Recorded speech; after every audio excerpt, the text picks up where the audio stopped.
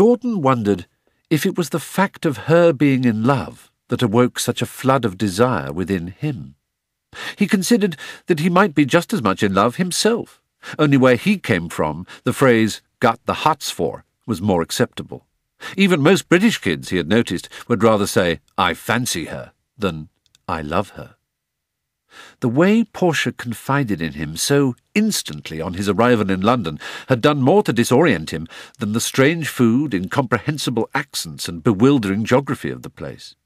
He had expected from the British Fendermans more of the chilly reticence and uptight reserve that his father used to talk about when explaining the irrefutable logic of his leaving England for America.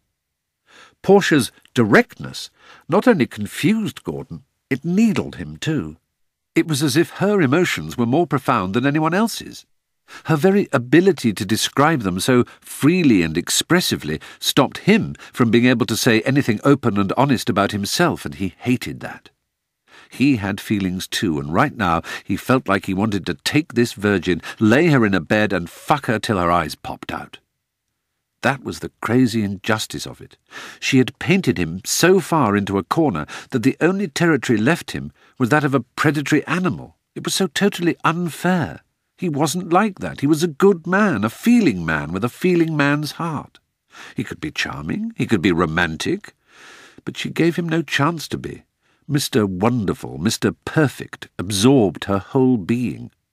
Gordon could see in her eyes that whenever she responded warmly to him, she was really responding to Ned.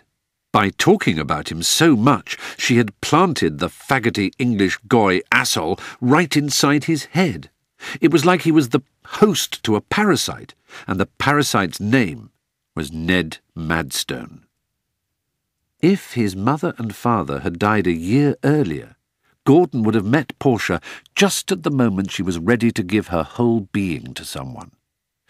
But he had been just too late. By the time he arrived, the door was already closed to him. That's why now he felt like he wanted to batter it down and splinter it into pieces. All he had needed was to have been given a chance, the chance to knock gently and have her open up. But instead the door was locked against him and the key had been turned by Ned Madstone. Ned fucking Madstone. Gordon did not think of himself as a bad man, but he knew that lately he had been having bad thoughts. He had stopped being able to think of the shock of seeing his father tumble in a heap to the ground in front of him, roaring in pain and clutching at his throat. He had lost any sense of his mother, retaining only the memory of his suffocating desire to get out of the hospital and into the open air, away from that thin, yellow-skinned woman with a tube up her nose and a frightened look in her eyes. He had considered his new situation on the flight over. 1. These guys are atheists, he had said to himself. Saturdays I won't have to go to synagogue. 2. They're anti-Zionist. I won't be forced to go on kibbutz August. 3. They're British. I won't have to talk about my feelings like I did after Mum died. 4. These guys are obscenely rich. Aunt Hillary's family were multi-millionaire retailers or something, so I won't be in that shotgun shithole in Brooklyn. I'll have a car. We'll vacation twice a year. Barbados and Hawaii. But oh no. This will be your bicycle. We don't believe in cars. E.P. Thompson is delivering a lecture on cultural imperialism to the Fabian Society. We've 45 minutes to get there. We booked a villa in the Tuscan Hills. Porsche wants to see the Duccios in Siena, and Hills is collecting material for her next novel. Gordon, let's consider how you feel about Rose and Leo's death. Yeah? You'll enjoy it. C&D marches are always good fun, and they're making a difference, too. What a fucking joke. But worst of all was, I've got this boyfriend. His name is Ned. There, that's him, sitting in the middle, holding a cricket ball.